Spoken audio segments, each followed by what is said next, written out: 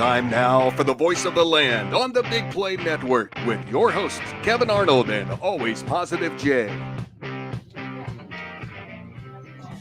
Well, 2 weeks in a row, the news just drops in our lap as the Guardians make a trade. Some people call it a big trade. I don't know if we're going to categorize it that way. Words are hard, but oh so fun. And that's right. It's time for the voice of land right here on the Big Play Network. I'm Kevin Arnold. He is Always Positive Jay. Peter Tillip alongside us as well. We are brought to you by Vector Technical. They'll get the right person in the right job the first time.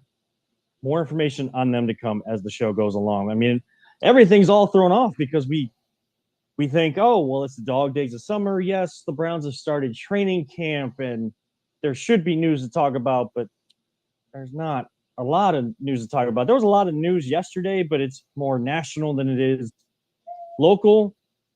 But hey, right before we come on, about a half hour before, the Guardians trade Amed Rosario to the Los Angeles Dodgers. It has been confirmed that coming back to the Guardians will be Noah Syndergaard, who used to be a very good pitcher when the Mets had a great starting pitching lineup. And now it's not pitched well for the Dodgers this year and has not pitched since June. It looks like more of a salary jump or salary dump. Jay, I mean, did the Guardians kind of just get worse? I know people have been clamoring for Tyler Freeman to get more at bats and Amed Rosario to get out of there because his defense hasn't been very good this year. Offense was just starting to come along. Did the Guardians kind of get worse? I don't know if they got worse. We don't know. If the next person up gets that opportunity and runs with it, we might get way better. I mean, how many times have we seen innings killed by Amed Rosario this year? And I'm sorry if I'm going to put him down, but he's just not having a very good year for us. Defensively, he's been pretty terrible.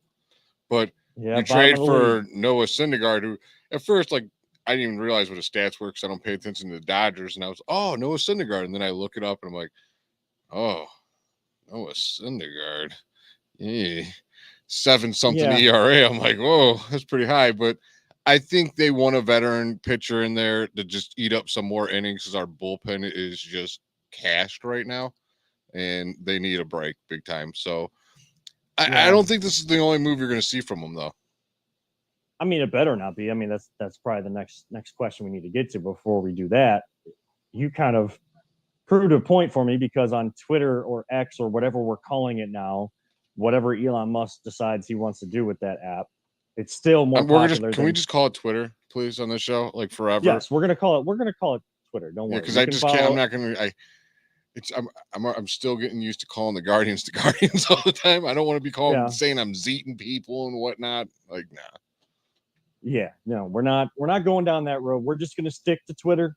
You can follow us on Twitter at @BT_pod, at Always Positive J, at Kevin7, and at Peter Tillip. And if you're tuning in tonight, or you are watching this on replay, or even listening to the audio, Google, Spotify, or Apple, tweet at us with your reactions as well, and we will read some either during the show or respond to you during the week. And speaking of Twitter, you kind of helped prove a point for me because I saw that Amed Rosario was traded. Didn't see the details yet. Then I jump on just before I jump on with you guys, and I see Noah Syndergaard. So I go, whoa. And then I looked at his stats to make sure before I tweet anything, tweet any reactions. And I saw it, and I did just the same thing you did, Jay. I said, whoa. And then I got people coming at me saying that, I'm like all excited about it. I didn't put any punctuation with the whoa. I didn't do anything like that. Whoa can react to many different scenarios, and the whoa is not a good thing in this case, at least from what it appears. Now, I mean, dude, there's a whole rap song. There's like a million different situations like whoa. Right. So Noah Syndergaard is coming to the best pitching developmental organization that is out there in Major League Baseball. I would argue that up and down as often as you would want. How much time is left in the season, how much he is available. I know that he was dealing with some blisters, but something that we do talk about here on this show because we talk about everything and we make sure that reality is still at the forefront of things. I saw where he had been dealing with some, like mental health issues. He wanted to get better, so they placed him on the IL. So he had an opportunity to do that. So with how much time is left, and maybe depending on how much he is available to this team, I don't know. And that leads us to we were told that they want to try to get a bat and more pitching. Well, they got more pitching, but is it going to be able to help them this season? This can't be the only move that they're able to swing this year. Oh no, I highly doubt it. I really highly doubt it.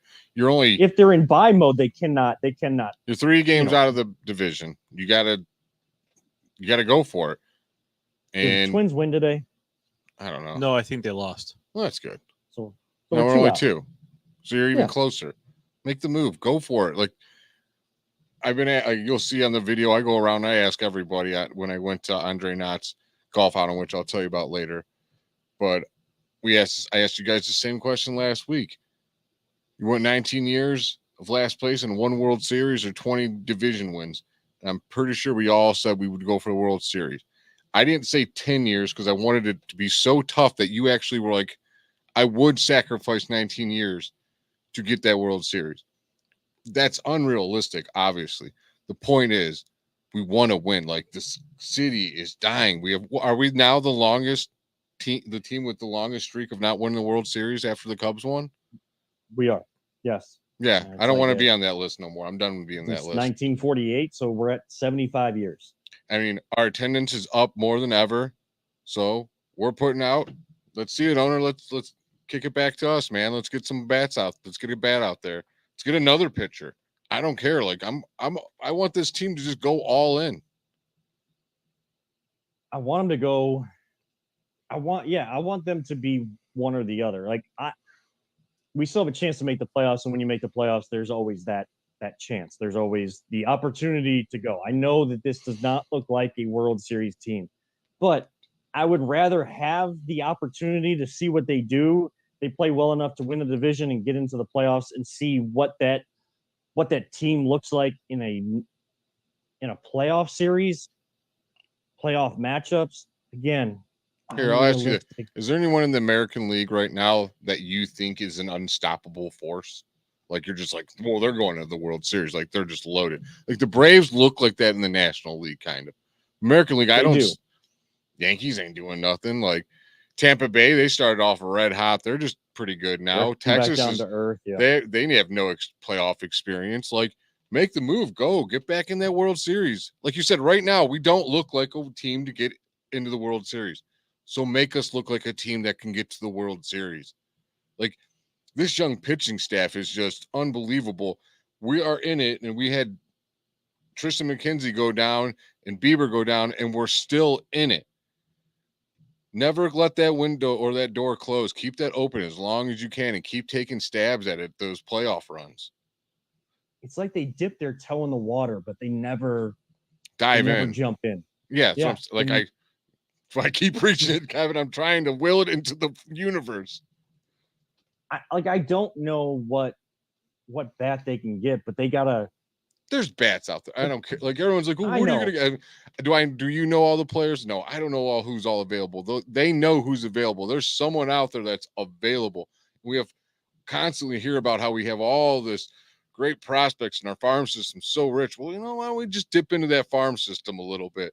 That's what I wonder if they're gonna possibly think about trading one of these younger pitchers that they've got right now and bringing in Noah Syndergaard to get a good bat. Like, that's where the conversations are going to start, because now that Shane Bieber is hurt, he's on a 60-day IL instead of the 15-day IL. Like, no matter how we feel about trading Shane Bieber or not, that option is off the table. What you could have gotten for Shane Bieber before the injury to now, like, you're not getting anything. No one's going to take him because they know he's not really going to be available this year. Now, if he does come back, September 10th, I believe, like the Browns home opener and season opener is like the date that he could come off of the injured list. I mean, maybe a couple more starts get a rhythm. Maybe he can help you if you're in the playoff race, but who knows where this team is going to be in a month and a half when we get to that point. By August 1st, which is Tuesday, which is the trade deadline in Major League Baseball, this team has got to add offense to this lineup because we have focused so much on defense. And yeah, the bats warm up in the summertime when the weather is warm. But guess what? A lot of teams come into our ballpark in the beginning of the year and in the playoffs, and they hit home runs. They score runs, and yet we are the cold weather team that should be able to adjust to it a lot better. We should have the advantage, and it's the biggest detriment to this team because we have a lot of guys that just don't have power. It's all of this small ball. You need a balance of now the small ball and the power because that's what baseball is. I totally agree with you. And I've been saying, like, I think a power bat would just truly unlock this lineup so that when we have all these pretty good average hitters for nowadays, I guess you would say, but how many times do we see 2 guys on, 3 guys on, someone else on, and then we're out? I want to see more 3-run bombs and 2-run shots and stuff. Like, make it happen, Guardians. Get out there. Do it. Yeah. I'm being pointed. I have our resident doctor and baseball expert in the background pointing to her phone. She texted me that they might be trying to flip Noah Syndergaard as well. So that's what I'm saying. Like, I don't think they're done. He might not even come here. Yeah. They are. I mean, the Guardians approved. They are very crafty when it comes to trades. She's also probably trying to tell me to share the Facebook post as well so that more people are actually tuning in and taking in what we have to say on the show. We should always listen to her. She's wise. The force is strong in that one. Yeah, the force is probably going to be strong in my son. The force in me, I don't know. That's still left up to debate. 32 years in, that's still left up to debate. The Guardians, where they stand right now, I mean, they got back to 500 today, 2 games back. If they flip Noah Syndergaard or they make another move, like these next 6 days are probably the most crucial week in this organization's tenure. Because if you don't make a move and you try to come back and roll something similar, another similar lineup out where you don't have power in your outfield, you don't have depth in the lineup, you don't have enough depth in your pitching staff because you've worn out so many arms, you roll that out again to your fans. Like the crowds that they've seen this year, I mean, we're going to go back to another 180 next year. I saw Hayden Grove at Cleveland.com. He's come on the show a couple times. He was driving past the stadium. People were lined up for a day game in the middle of the work week trying to get in, and they were treated to a great game. 8 runs scored by this offense. They're averaging close to, if not over 5 runs a game in the latest stretch. I mean, they're finally into the positives for run differential. And so they're making strides forward, but it just the biggest frustration of this team is, and Jay, I'm sure you can attest to this, is the whole we have to somehow we gain momentum and lose it so quickly. It's easier for this team to lose momentum than to gain it this year. And that's just the roller coaster where we've never hit any even close to the peak of the biggest hill on the ride. We're just kind of going through the little dips, and we have not ascended like this team tends to do. I don't know if message isn't getting across, or it's just, hey, you came out of nowhere last year, expectations were high, everybody knows who you are or what you were trying to do, and they adjusted to you, but you didn't adjust back. And that's a sad thing, and that's on everybody. I'm not here to, this isn't running people out of town. It's just a matter of fact. Like you can't have teams look at you, see a target on your back, acknowledge there's going to be a target on your back, and don't do anything about it. We've seen that with the Cavs. We've seen this with the Guardians. Browns, they never have a target on their back. I mean, it's the easy picking target, but Once. that's a different topic, and we'll get to them on the other side of the break. But Here's my thing, Kevin. Jay, by the time we do this show next week, do you think that there will be more depth in this offensive lineup? Yes, I do. I think one, they, like you said, we've been seeing like those start get going, and just like you said, they'll drop off. We need someone to inject some oomph into this team, get them fired up again. And two, it's like I'm thinking Jose did us a massive favor by signing that deal he did. You have to they got to look at that deal like they just got a phenomenal once in a lifetime quarterback on his rookie deal.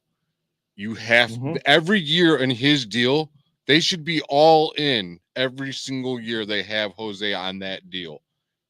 That is their window to me.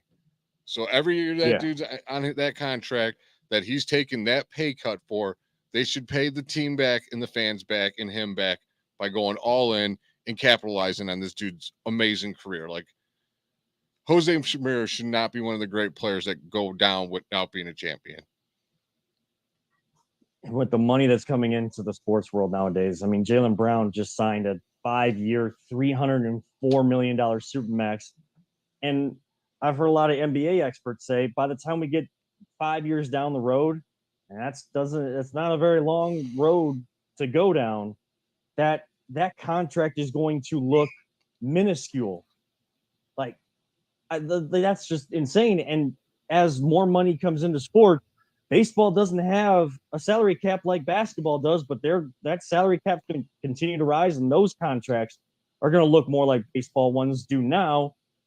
Where is baseball going to go?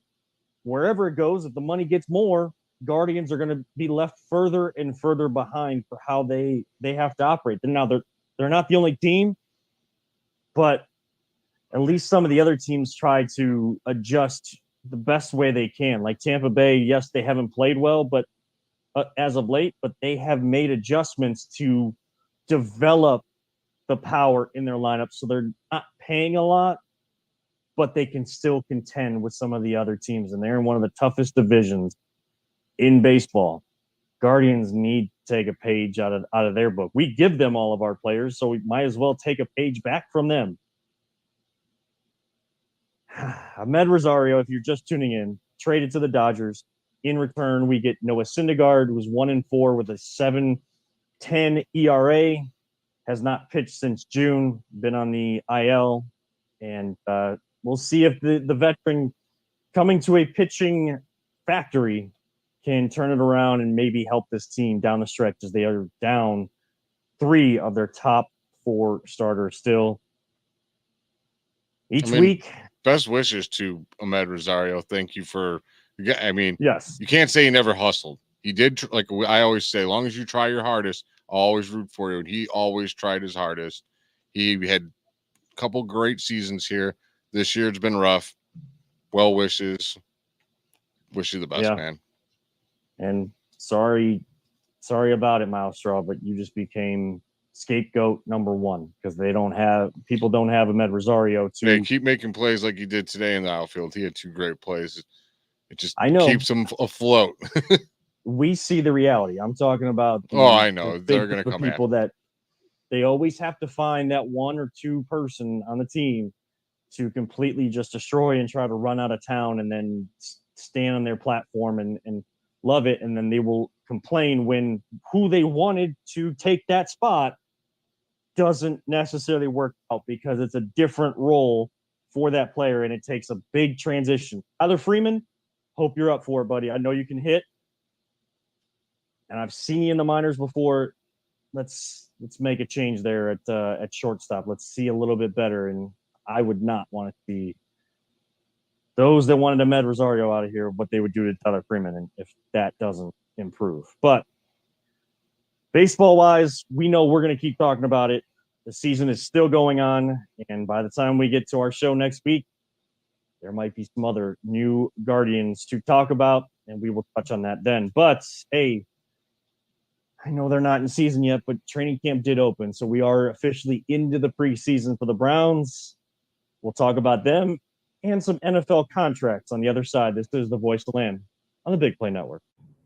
Whether you're looking to hire new talent or start a new career, Vector Technical has you covered.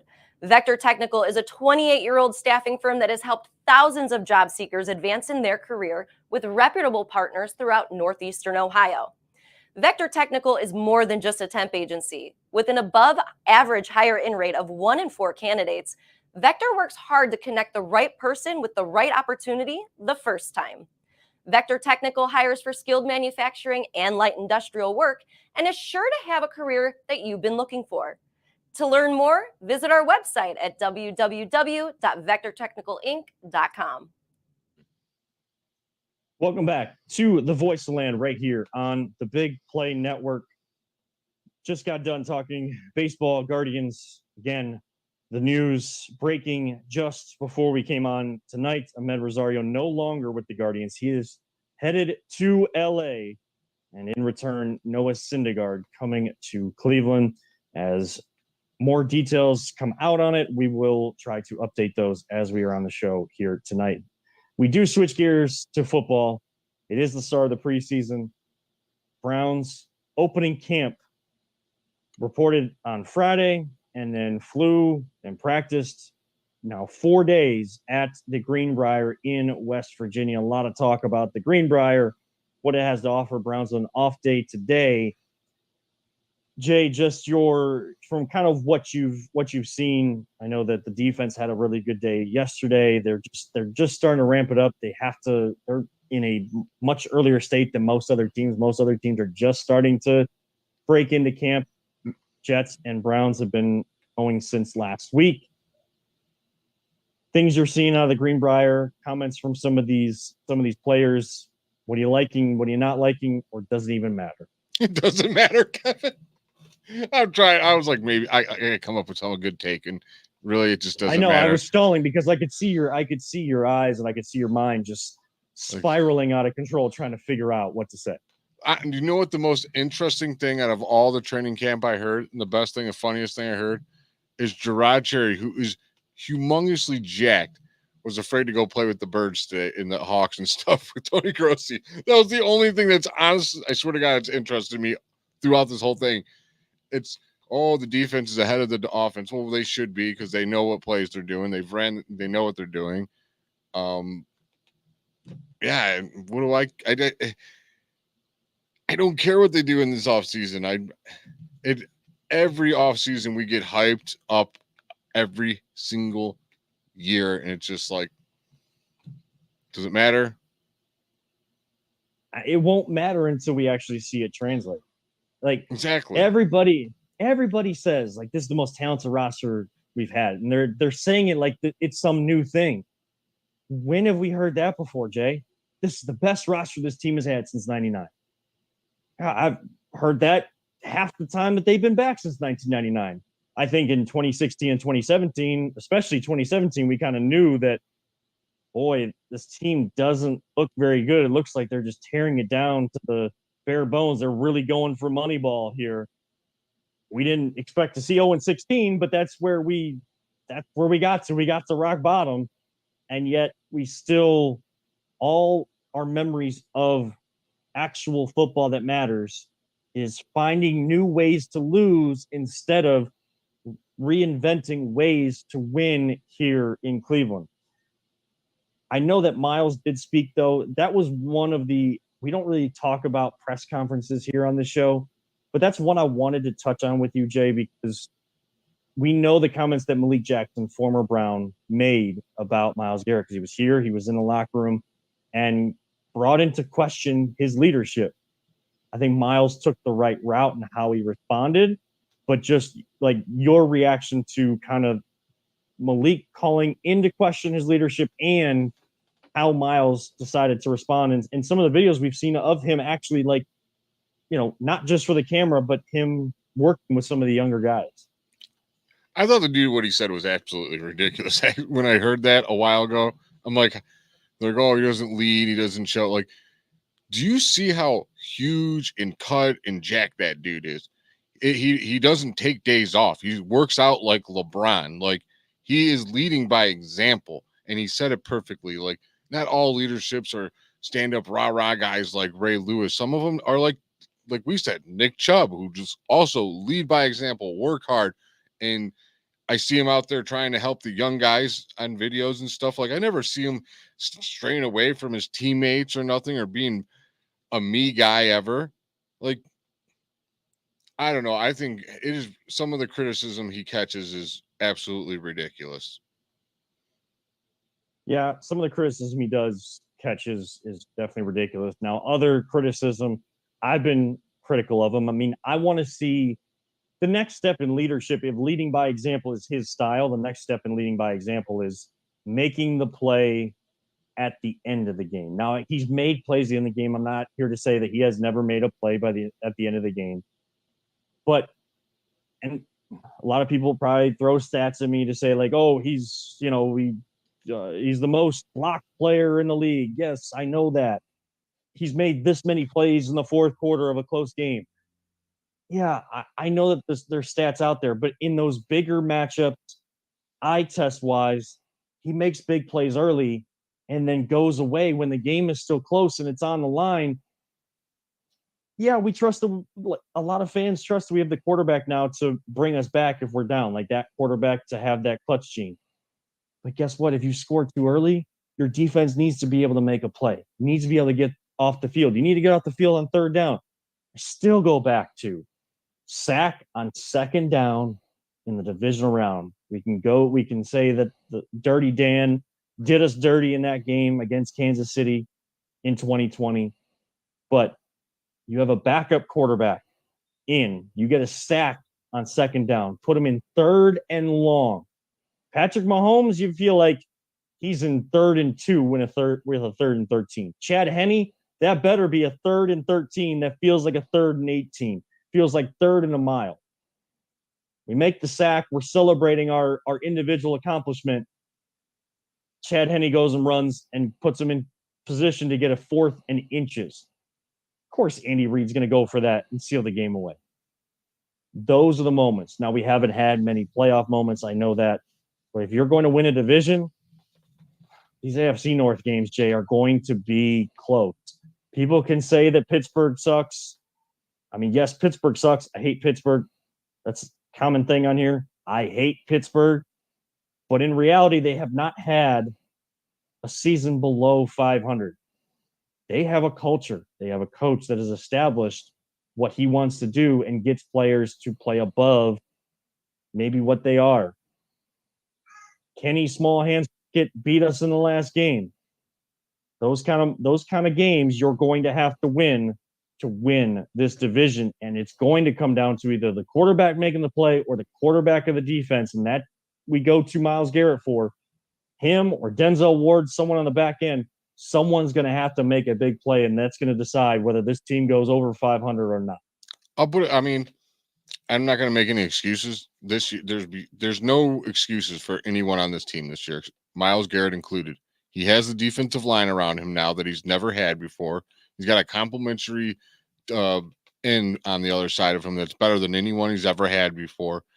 They can't triple and double team him no more. The other guys will kill him if they do it, especially the way Jim Schwartz is going to be rushing 5 guys most of the time. So, I mean, I think he might have a career year, like for real, an unreal year. But if he doesn't, then all those people were right that were always doubting him and saying all this stuff. And I thought it was uncalled for, a lot of stuff I've heard. Mm-hmm. But this is his year, man. This is the year, make or break year, to see if are you truly the elite best pass rusher in the league? Are you just another pass rusher that's in the league? Yeah, and let me be clear. I've never doubted his talent. I've never doubted that the blocking schemes that teams have gone against, like, he has gotten very little help to get around that. I mean, it's one thing to get around one guy and even 2 guys. He has the strength to do that. But if you got to get around 3 guys and they bring a 4th one over there's so many videos with that dude, and you see he's got the tackle and then the tight end double team, he spins around him, and then the running back chips him, and then he's still almost close to the quarterback. Like, he truly is a phenomenal talent. Like, He is. He is. Now, and from a different spot along the line, but Aaron Donald has, people know Aaron Donald is a great defender, and he's been able to make some of those key plays in those in winning time. That's that next step. And I think part of that is, and we've almost kind of seen it. Again, we don't talk about press conferences a lot, but if you notice, Kevin Stefanski's a little bit more forthright. A lot of these players are a little bit more forthright. Like, we've heard them talk like Kevin Stefanski before, and now Kevin Stefanski's turning into being more forthright. The players are becoming more forthright. Kevin Stefanski feels more comfortable. The players feel more comfortable. Kevin Stefanski's having, they're putting in the work, but when it's, practice is done, they're taking advantage of building chemistry, building relationships amongst the roster, having some fun, feeling calm.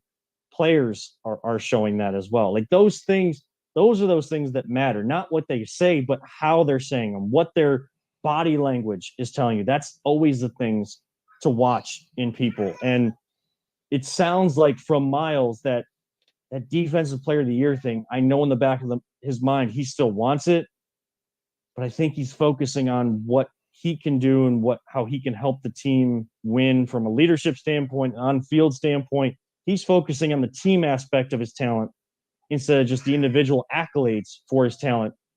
And I think that'll be what helps the individual accolades come back around to him by focusing on doing those types of things. And that's the Myles Garrett we always want to see. And hopefully the changes that they made with defensive coordinator along that defensive line, hopefully those help out.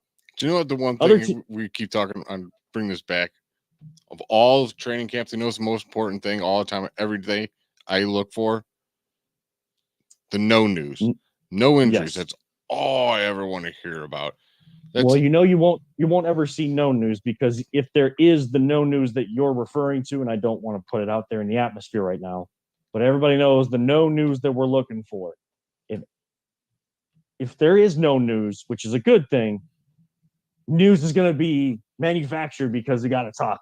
Like defense beating the offense. Like, they haven't even played a game. We got to hear about something. If your job is to go out there and write, you're going to have to write about something. Right. I understand that. Right. I'm not taking issue with that. I'm just saying, like, we have to have that Brown story, because, like, they haven't played a game. Guardians are playing games, but, like, we can't allow that to be the lead story, So that's the only issue that I take. But I mean, the people that cover the Browns, the people that cover the Guardians, the Cavs, boy, I mean, there's tenured veterans on those media rows, and the stories that they write, the way that how they get their information, the sources they've built up. I mean, trustworthy is like, that doesn't even do it justice to explain how good those people are. Now, some of the football stories that are coming out involve contracts. We will go a little around the league, around the NFL, kind of react to, there are some quarterbacks up for extensions. One just got one that affects the quarterback in our division. And Aaron Rodgers got an extension today too.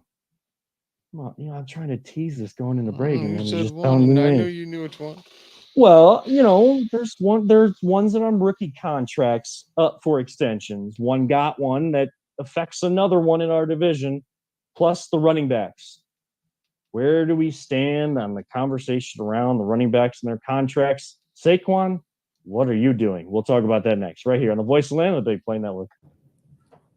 Are you struggling to hire the right talent, or maybe even find the right career?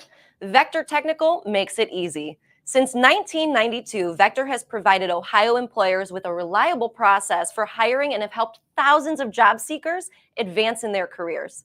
Vector Technical is more than just a temp agency. We invest time to get to know each client and candidate personally. Vector places people in job opportunities that they are truly excited about. Interested in learning more? Visit our website at www.vectortechnicalinc.com to see a full list of our current job opportunities and to find out what Vector Technical can offer you.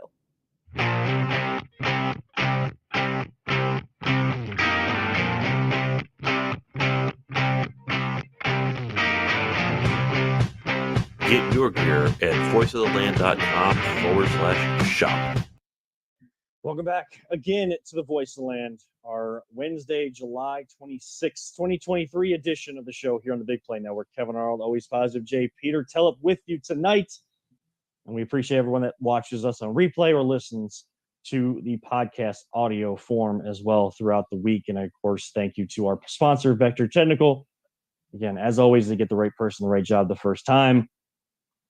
There's guys that have jobs, though, in the NFL, and they're trying to keep those jobs, extend those jobs, or rework how the verbiage in their contracts are around the league. We'll start with the quarterbacks, Jay. And I know that you mentioned before the break, Aaron Rodgers got an extension. He came out and said that he would be doing, quote, a disservice to the Jets if he only played for them for 1 year. So the language in the contract so it allows for him to play at least 2 seasons this year and next year. How far beyond that, we don't know, but that's going to be up to him based on his age and how he feels, how his body feels. Hopefully gone after 2 seasons. Most likely gone after 2 seasons. I can't stand Aaron Rodgers, dude. I find him highly, highly annoying. No, just slap me in the face next year when we're in the offseason. There's, the only big story out there is what Aaron Rodgers said, because I am not going to be covering that. Everybody else can talk about it. I am done with Aaron Rodgers. I hope that we beat them on that Thursday night towards the end of the year. Which, by the way, did you see their legacy uniforms? Their alternate uniforms? They're white with all right, nothing special at all. Everybody was so jazzed about them. The best alternate / throwback that I've seen is the 1990s Seahawks one. That one looked clean with Smith and Jigba in there. That one was good. I love the old Oilers ones. Those are sweet. See, all right. So you got a problem with them playing as the Oilers? Real quick. Yeah. What are we doing? They were never the Oilers. I know that the Oilers franchise moved to Tennessee, just like the Browns moved to Baltimore and the name changed. But they were never the Oilers in Tennessee. Luckily, Houston has a team now, so they won't be. But they have. Do they have the history of the Oilers for their franchise, like we have the Browns and the Ravens? I don't know. I'm asking. I don't. Because if they do, the Houston Texans can never use the Oilers. And I'm sorry. That uniform needs to be on the field. It's just too damn good looking, dude. Yes, it is clean. It looks great. Love the look of it. I don't know. To me, it's a bad look.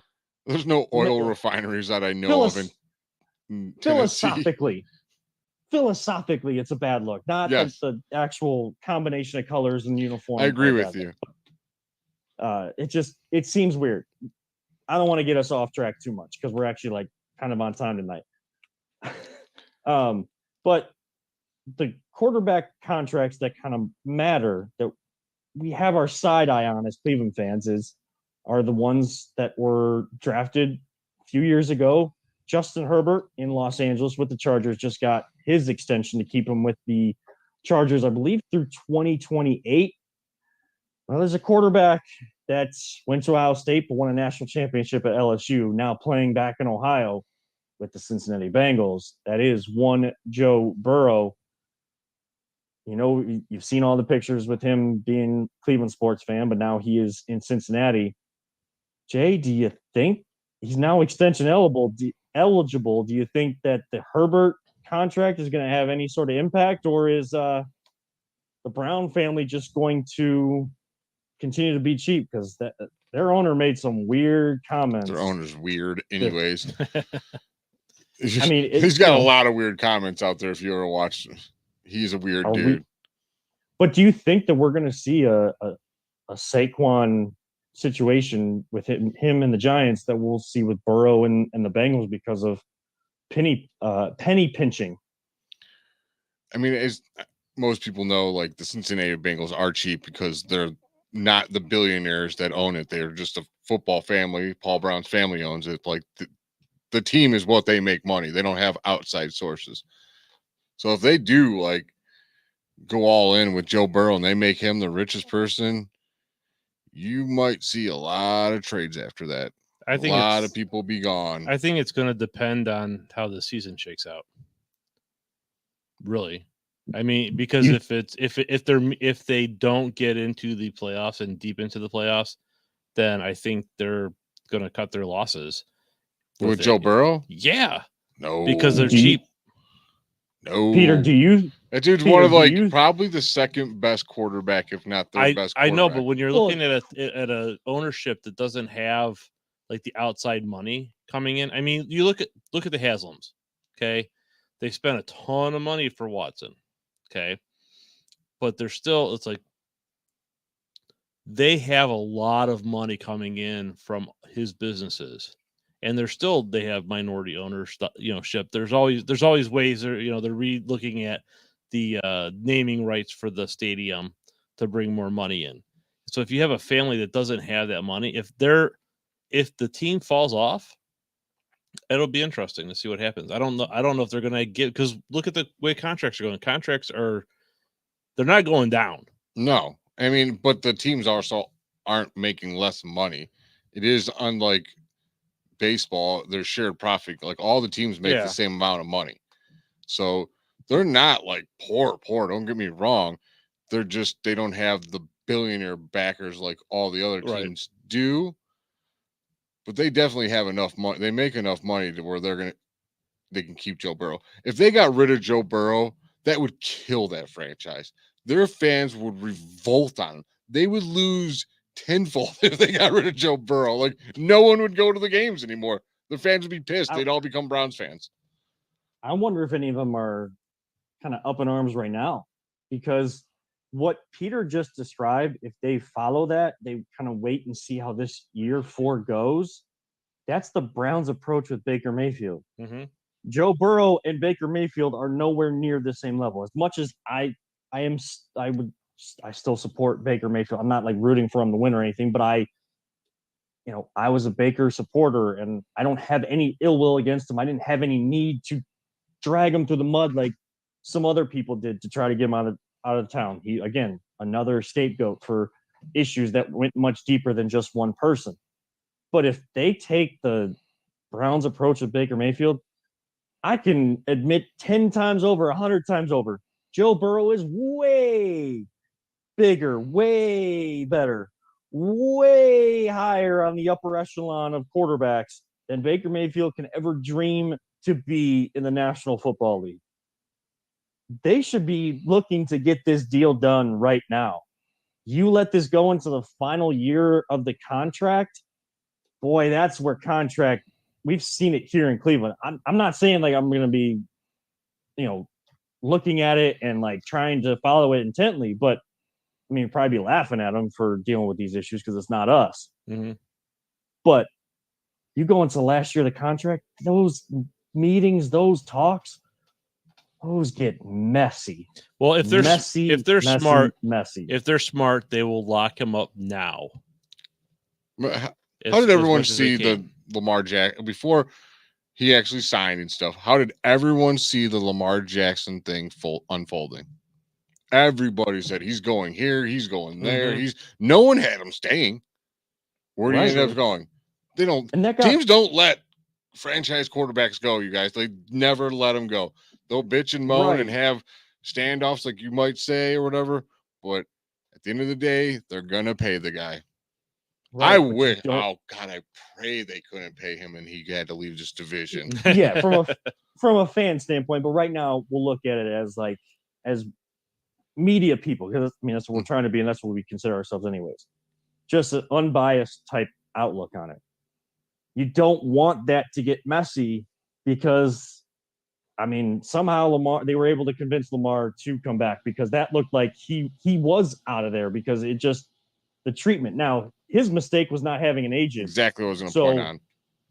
So that's probably where the ability to come back around and come back to the team and sign an extension came from, because either he realized it or just, not having that person in his ear telling him what's smart to do and not.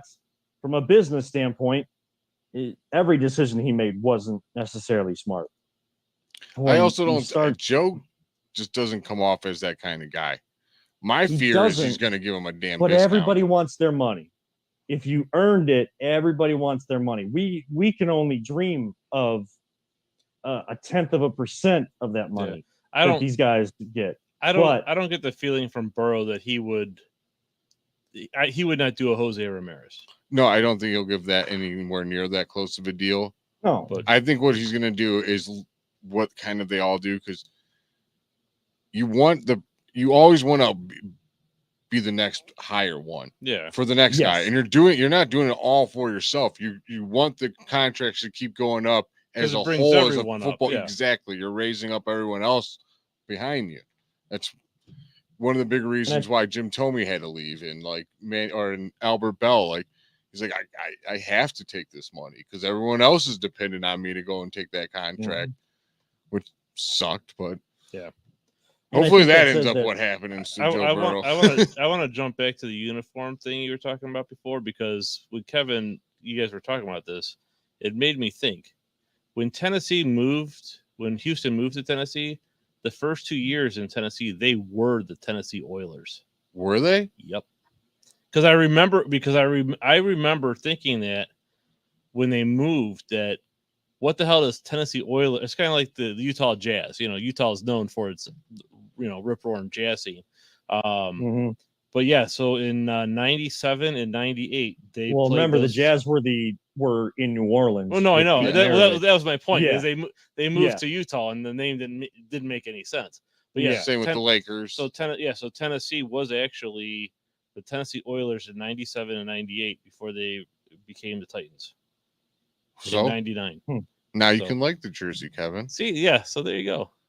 Your technicality Because was just ruined. I'm sorry. Because I honestly, when you Kevin's brought, like, no. when Yeah. you brought up the I never Oilers, like when I see teams move. I never Yeah. like when I Yeah, see teams move because of what we went through. So, but I like the old Oiler uniforms. Yeah, they were one of the cooler. yeah, they were uniforms for kind of cool. So yeah, I mean, you think of like Warm Moon, like that number 1 on Exactly, the back, like exactly.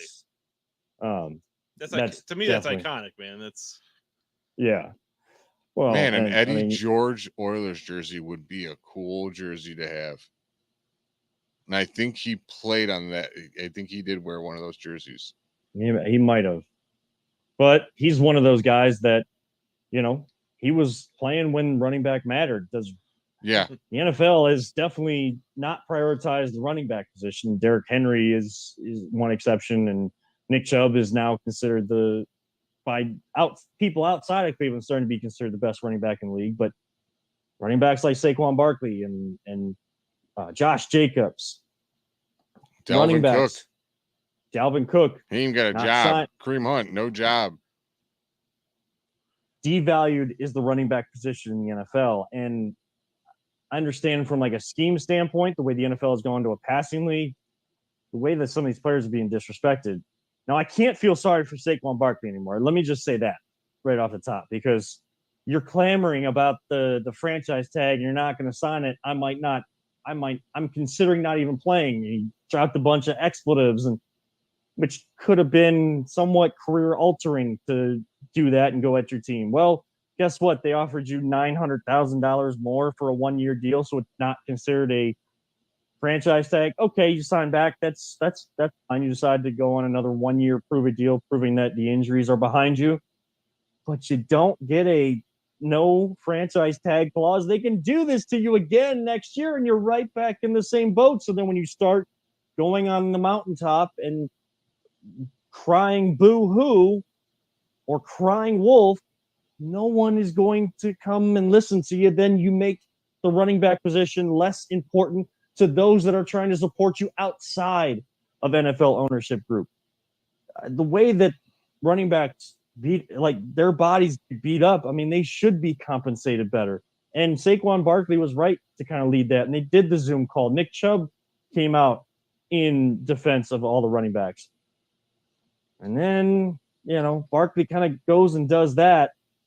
Boy, that Zoom meeting really helped. Oh man. Nick Chubb said something it was probably the most interesting thing about it all was they want you to be a bell cow running back, and they glorify you if you run for 200 carries in a season, but then they hold it against you. Like, you should be rewarded for that. Like, running back is just such a grueling position, and they expect you to just keep taking that ball and shut up and do your job and pound away, and we're not going to pay anything. Like, the NFL is just so damn greedy. It's ridiculous. Absolutely ridiculous.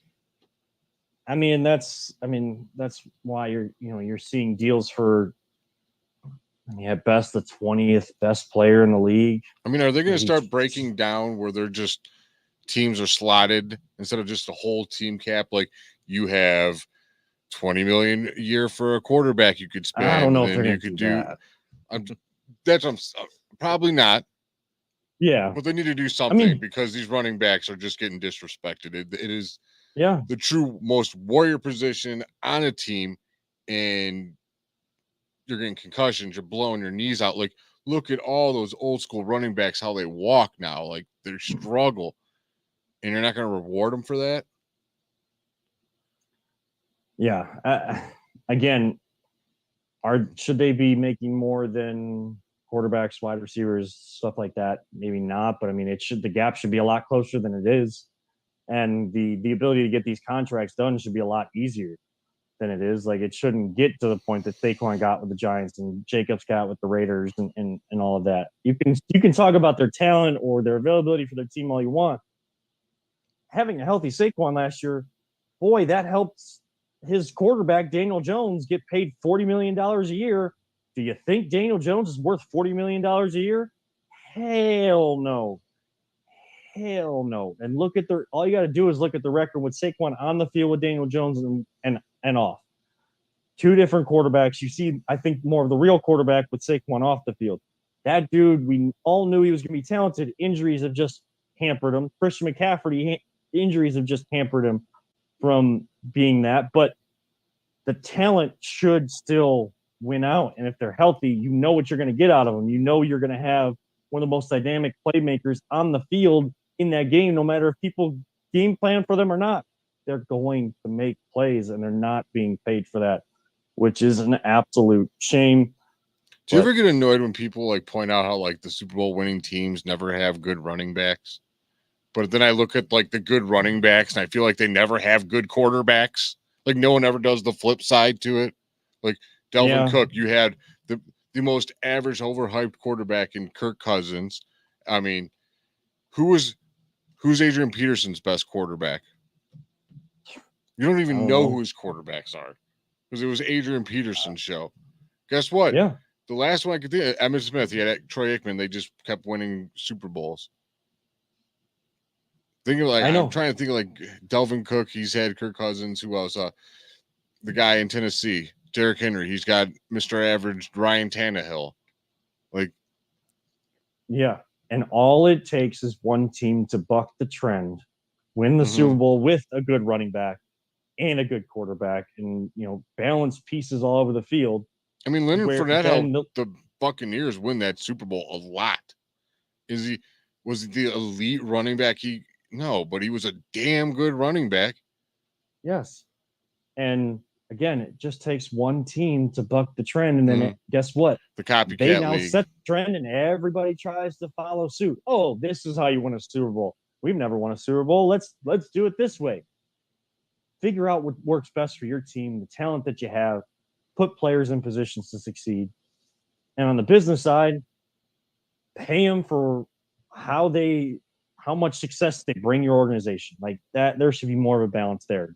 It's not our world to decide what those figures are and everything like that. But like, how can a team say running backs aren't like all that important? If you have a Nick Chubb on your team, you're going to tell me that does not help your team immensely win games? You're crazy if you think that. Like, the only thing that kept us in games. Exactly. That's for sure. But with that, we hit our final break of the night. On the other side, quick 5 minutes because there's a big game coming up at 9 o'clock. What are we talking about? I'll give you a little hint. This is the Voice of the Land, the Big Play Network. Are you looking for a career in manufacturing? Vector Technical has you covered. Vector Technical is a 28-year-old staffing firm that has partnered with some of the biggest and the best companies throughout Northeastern Ohio. The recruiters at Vector Technical will coach you through the entire job process and will help you land an opportunity that you are truly excited about. Vector does not add any additional fees and offers benefits as well as free online skills training through Penn Foster. To learn more, visit www.vectortechnicalinc.com and make sure to check out our job board to see a full list of our current opportunities and apply. And welcome back one final time to the Voice of the Land right here on the Big Play Network. Kevin Arnold, always positive J, Peter Tillip. We were talking American football on the other side, and players that make an impact on their team or not compensated for it. And one team to buck the trend, doing something different than anybody else is doing, and they still win a championship when people don't think it's going to work. Well, you could argue that the U.S. women's national team in the real football, soccer, as we call it here in America, as they are in group play at the World Cup, the 2023 World Cup in Australia and New Zealand. They are playing in New Zealand coming up in just 4 minutes against the Netherlands, a team that they faced off against in the 2019 World Cup final, beat them 2-0. The last game that these two teams played was back in, say, 2021, and they both teams drew 2-2. I think it was just like one of their little small tournaments, and the U.S. won on PKs in that match. Now, U.S. taking a different approach than we have seen. Usually it's with the women being so dominant on that side. Men have not gotten to that point, have not cracked the top 10 teams in the world, let alone hoisting a World Cup trophy. The women have hoisted 4 World Cup trophies, and they've won the last 2 World Cups. Usually you see it's one core group of players, and they kind of go for 3 or 4 World Cups, and then a whole new group kind of comes in. Different approach this year is some of the old players are mixing with some of the new generation of talented youngsters with the U.S. squad. And I think in game 1, while they should have won by more, Jay, I think you saw some of that chemistry still trying to be figured out. They haven't played a lot of matches together with this actual roster. We've either seen U.S. women's team either have more of the young players or some of the older players. The World Cup roster, when it was picked, was a good mix of both. I think that they're still trying to work out that chemistry.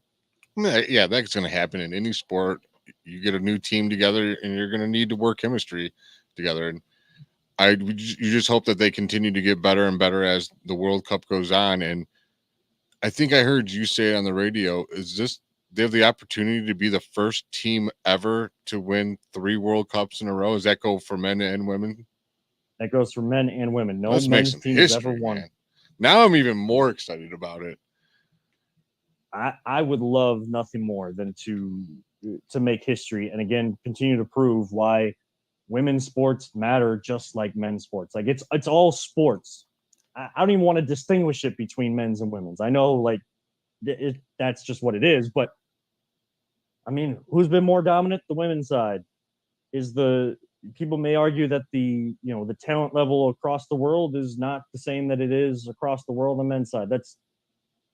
That's totally fine, but there are plenty of talented countries, talented squads around the world, and the U.S. just continues to roll out talented roster after talented roster after talented roster, and they develop these players. Men's team, take note. Jay, you were said in the break you wanted to mention some of these names that are on the roster. So let me go through some of the names that people may know if you have watched this team in the past. Alex Morgan, striker. Some people may know that name. Megan Rapinoe, Julie Ertz, Lindsey Horan, one of the captains. Rose Lavelle had a beautiful left big curler in the final against the Netherlands back in 2019, and she's coming off an injury. Our goalie is Alyssa Nair, her second World Cup with this team.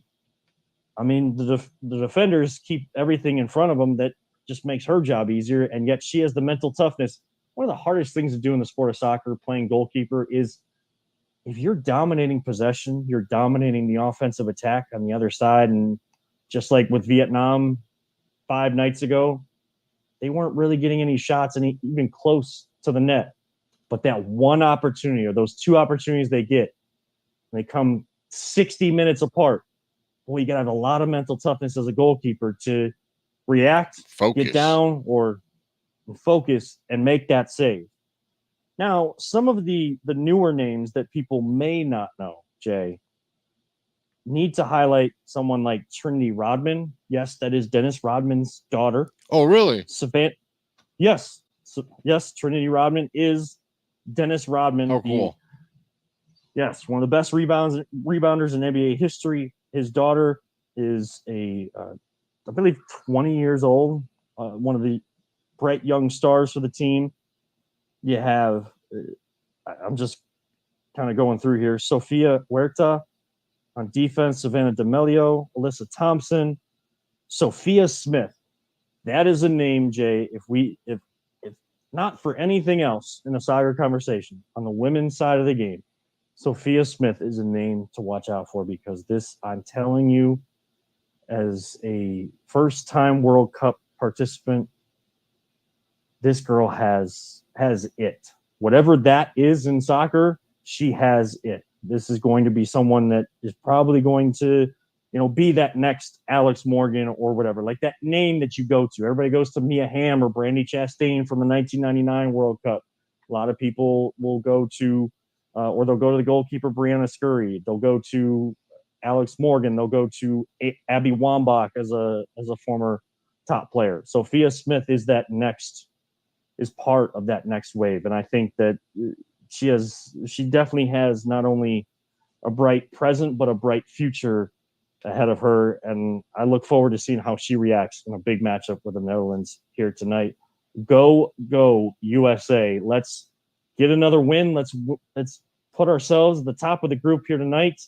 It's only game 2. It's still the group stage. We're not in the knockout stages yet, but a loss tonight would not be something that they want to go into and try to look at goal differential and all those other tiebreakers going into the final group match play later on this week.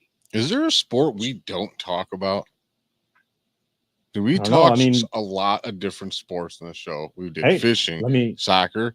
Have we probably talked on hockey at one point? We've done golf. Yes, I know we've done talked golf. We've done golf. We need to get our friend Ed Ruper back on the show, because I know that show or the US Am Tour, I know, is going to be going to Manakiki here soon. I think he said that was coming up in August, so we need to see if we can connect with him on that. That's right in Peter and Mai's backyard over here in Willoughby. So we definitely need to connect with him. I'll mention, we want to look at Team USA. I'll mention Katie Ledecky, swimming. Mm-hmm. She just tied Michael Phelps's record for the most individual gold medals at World Championships. Yes, maybe a misconception. The sports you see at the Olympics, they are actually performing and they are actually competing every other year round, in between the Olympics. But they're just individual. They're not with the rest of Team USA. That they're not walking out with the track and field athletes and the basketball athletes and everything like that. They have their own world championships. In the Winter Olympics, ice skating, there's world championships with that, with gymnastics, all of that stuff. Katie Ledecky, again, highlighting women's sports here. Like there it is. Now we talk swimming. Here. Yeah, and now we talk swimming. Like I'll break that down any day, but we are out of time here tonight. So that is going to cut it off for how many sports we can cover this week. Which ones will we cover next week? What other news might break? Will we get a breaking news story right before we come on the air? Who will the Guardians trade for? We'll touch on all of that next week. Thank you so much for all of you who have tuned in here tonight. But as a reminder, for Always Positive Jay and Peter Tellep, thanks to our Big Play family and our sponsors with Vector Technical. Got to remind all you sports fans, don't let anyone ever tell you it's just a game. We truly love you all 3,000. Jay? Don't talk about it. Be about it. That's what we want the Browns to do, and we again love you all 3,000 and live life all gas, no brakes. That's going to do it for this edition of the Voiceland right here on the Big Play Network. See you next week.